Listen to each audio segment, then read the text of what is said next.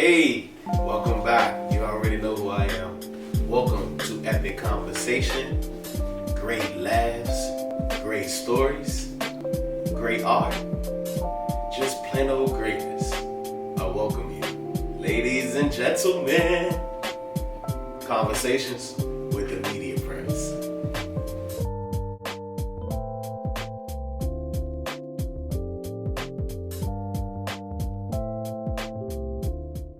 What's up, y'all? I'm your boy, the Media Prince, and I want to welcome you to another episode of Conversations with the Media Prince. Today, I have this power player next to me, okay?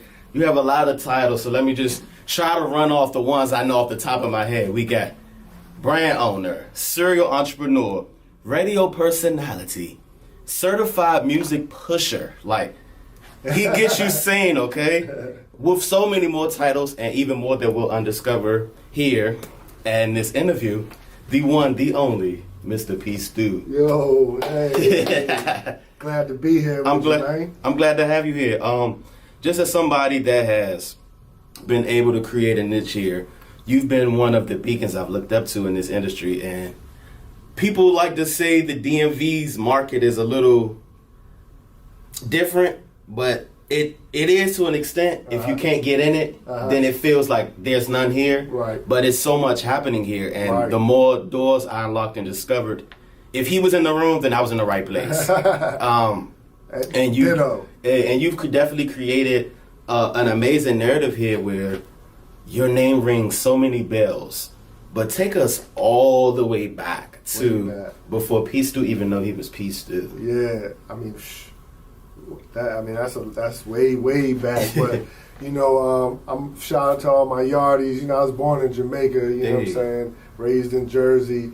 Went to college in Atlanta, and then it just wasn't working out for me. So then I just had an amazing opportunity, like kind of fall, on my lap to move to Washington D.C. You know what I'm saying? At that time, it was like a crossroads. So.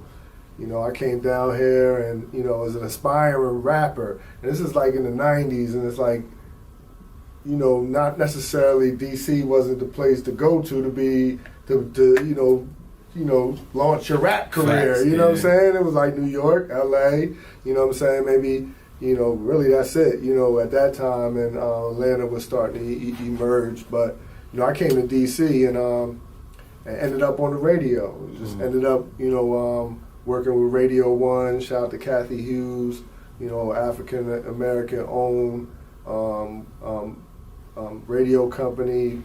She launched it in the 90s, maybe before, maybe even late 80s. I guess we could shout y'all out for that because it was the 90s realm that made it feel like it launched. Like, because y'all was the ones that propelled it to what we know today as the radio station. Yeah, well, at that time, like in 94, 95, maybe, she flipped the 93.9 WKYS to an urban mainstream station. She had brought, I know Easy Street was down here, Conan was on the radio, it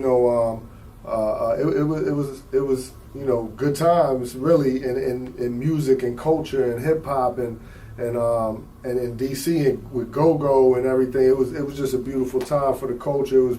It was pre-internet boom, pre-social media boom. So like you really had to be outside and you really had to, be in the know and know who's who and what's what and move around and, to be known out here and to build a brand out here. And we were able to do that on the radio, with the Live Squad. Shout out Steph Lover, my brother Pooch, man. We had our crew, the Live Squad, doing that nighttime radio thing, 6 to 10, Monday through Saturday, rapping on the radio, going head up against Big Tigger. He's on BET. He's, This is fun times, It's real fun times. I mean, this is, when Jay-Z and Dame Dash was rolling out the Dead Presidents, whole movement and, that first album and, they came to the station, we interviewed him. Dame ain't even have his Rockefeller tattoo, wasn't even finished yet. It was just like he had started it, but it wasn't finished. They took us outside to see the the cars from the dead president's video. Like, look, these are our cars. The Tahoe with the TVs and the headrests, and the Lexus GS400, and like, this not no label money. This Dame and Hove and Ty Biggs doing it ourselves. You know what I'm saying? Yeah. So I came up in that era, you know, of radio and media in the market of Washington, D.C., and that's how, you know, I got to, you know, meet a lot of those people and still cool with a lot of those people to this day. Shout out Memphis Bleak, you know, shout out Jim Jones, Cameron, The Lock, Styles P, Jada, like, you know, Mano, shout out Mano. You know what I'm saying? It's a lot of people, you know, from that era and up until like the early 2000s, mid 2000s that I got to build with, that I, you know, still doing it, still relevant. So in that spirit, you know, it's like a lot of us from that era just was able to find a way to still continue on to this day, 2022. We still here doing stuff. You know what I'm saying? And I'm glad you mentioned that about relevancy, because it's a lot of people that are from that era that still don't know how to maneuver and make themselves transcend to today's age. Yeah. What was that like? Because you've been able to, you haven't lost anything. You've been elevating, more relevant. What do you say the key to that is, especially in today's age? I mean, staying open, like not pigeonholing yourself to anything, like not pigeonholing yourself to a time period, to an age, to any restrictions or confines that society or industries might put on you and say, you know, you can only do this way and to this age, and you know what I'm saying? It's like, and like, even when I getting in radio and becoming a radio personality and not just saying, well, I'm gonna just be a radio personality, I learned everything I could about the industry of radio, and when my days as a radio personality came to transition, I was able to, you know, still be in programming and creative service director, mix show coordinator, you know, image director, like all that stuff in radio I was able to do, you know, because I just kept it open. I didn't pigeon, and I feel like that approach could be beneficial to anybody in any industry if you just stay open and don't pigeonhole yourself and continue to learn and adjust and be flexible. And, you know, I know a lot of people like, you know, my plan B is my plan A, and it's like, all right, that's cool, but, you know, you got to be able to adjust and be flexible and take advantage of opportunities that you prepare for your whole life. You know what I'm saying? I like that. And as you were just talking, another question came in my head that's really needs to be heard, especially in today's age when everyone just thinks they could just get behind the mic and just become the next big thing. Right. You mentioned like you learned everything in that realm. Like you were a true student of the craft. Mm-hmm. How important is that to make sure you really know your craft inside and out to be able to do all the jobs you're going to eventually hire people for? I mean, I think it's very important. I mean, I think it makes whatever job you're doing, it makes you better at that job if you know all the components that are going on around that job. You know what I'm saying? So as a radio personality, it was, you know, it was beneficial to me to know how promotions worked and what they were looking for from their personalities to be able to get money and get, you know, brand collaborations and events and, you know, stuff like that. So that's what y'all looking for? Okay. Same, you know, production, you know, same thing. Like how y'all, programming, y'all playing this music, you know, in radio I learned that quick. Like I wasn't picking the music, somebody else is picking the music. My boss, my program director is picking the music. One day I need to sit in that seat, you know what I'm saying? So it's like, you know, that's the approach that, you know, I took, and I think, like, again, like that works in any industry. You know, it's just it'll help you do your job better if you know everything that's going on around you at that company or in that organization. I hope y'all taking that down, because that's definitely going to help a lot of people, because a lot of people just know only one aspect of their field. I mean, even y'all rappers out there, you know, all y'all want to do is just rap. And learn how to produce, engineer, learn how to market, learn graphic design. I know, granted, like, listen, I'm a big component of, you know, you have to put your all into what you do, into your strengths. You know, yes, you do. But listen, man, there's 24 hours in a day, and, you know, there's time if you are disciplined, if you're structured, if you know how to compartmentalize and use calendars and maximize your time and not waste time, you can learn all those different aspects as an artist. So if it don't work out for you, which if you look at the numbers, it's probably not going to work out for you. I'm just saying, it's just like, listen. But people need to hear realism. They need to hear it. All right, professional sports, right? It's 30 teams, 32 teams in the NFL. They got 60 players on each team, so that's what? 1,700, 1,800 players in the NFL. Mm-hmm. It's hundreds of thousands, millions of kids playing football that think they're going to get to they don't even have enough jobs for y'all.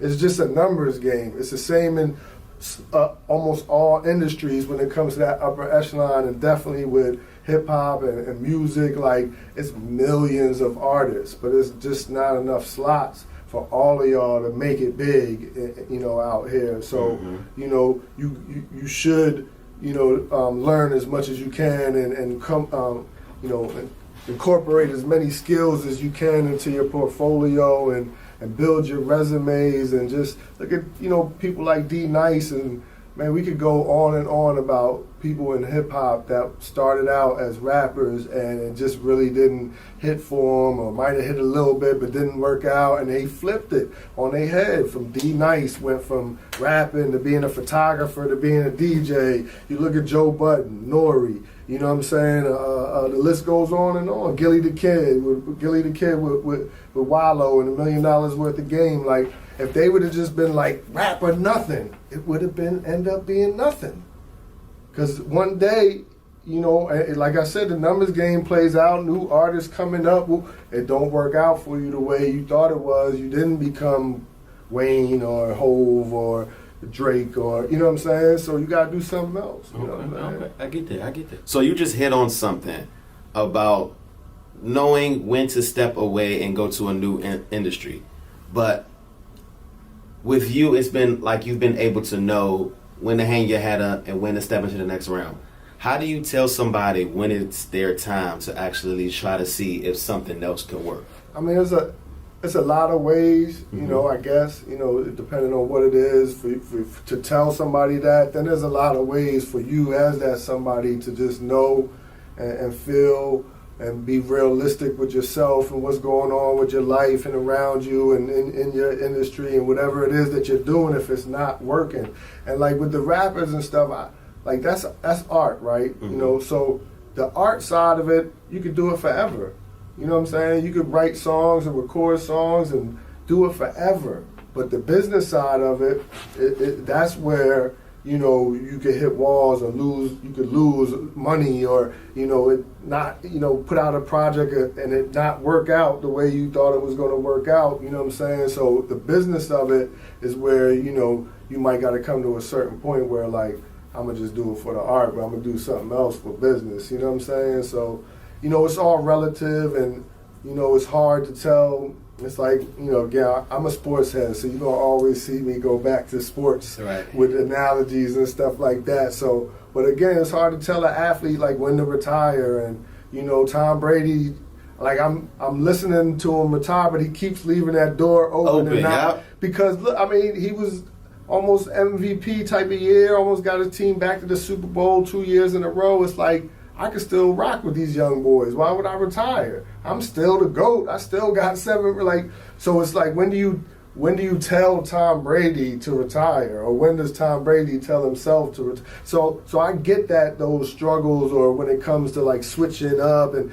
accepting defeat, accepting failure. It's hard to do, but we all got to do it. Nobody got a perfect record. The goal is to have a winning record, you know what I'm saying? Not a perfect record. Hey, I like that. So, when did P. Stu know, like, damn, I'm P. Stu? Oh, man. When was that moment? I've had those moments a couple times throughout my life, you know what I'm saying? But definitely, being on the radio in D.C. and other people recognizing you, like, oh, that's P. Stu, or ain't you P. Stu? Or like, that's when it kind of like, damn, you're P. Stu, for whatever that means. You know what I'm saying? Like, and then even my name comes from my name. P. Stu is just a abbreviation of my government, and I ain't giving y'all that. I'm sure y'all sneaky little, y'all can find it, because I know how y'all do. It just came to the camera. Ooh, what is it? You know what I'm saying? It ain't that hard to figure out, but you know what I'm saying. But like, yeah, so I've had those moments just throughout my career, being in different buildings, you know, seeing people, you know, even from DC and being, you know, out in different markets at events and seeing the home team fam from DC and they recognize, yo, P Stu, yo, what up, you know what I'm saying? We out of town. It's like all that stuff goes into, and I appreciate it all. I'm always felt blessed to have the journey I've had, you know what I'm saying? And like, yeah, like, but I've never been like, yeah, I'm P Stu. But that goes to show to why you continue to win, because people can, and I think that's how we want to feel about the GOATs that we look up to, is that they embrace you. You know what I'm saying? Like, you embrace where you at. Like, DC loves you because DC can come to you. You know what I'm saying? And get the realness and that real advice and everything. So before I dive into all the things that you are working into, I wanted to ask this good question that I think a lot of creatives would love to know is, with being P Stu, there also comes the brand P Stu. How do you go about making sure, because your marketing and everything is really good, like you always pay attention to what's happening. What is that process like, and how much time is spent into that? I mean, it's a lifestyle, right? So it's like, it's in my DNA, you know what I'm saying?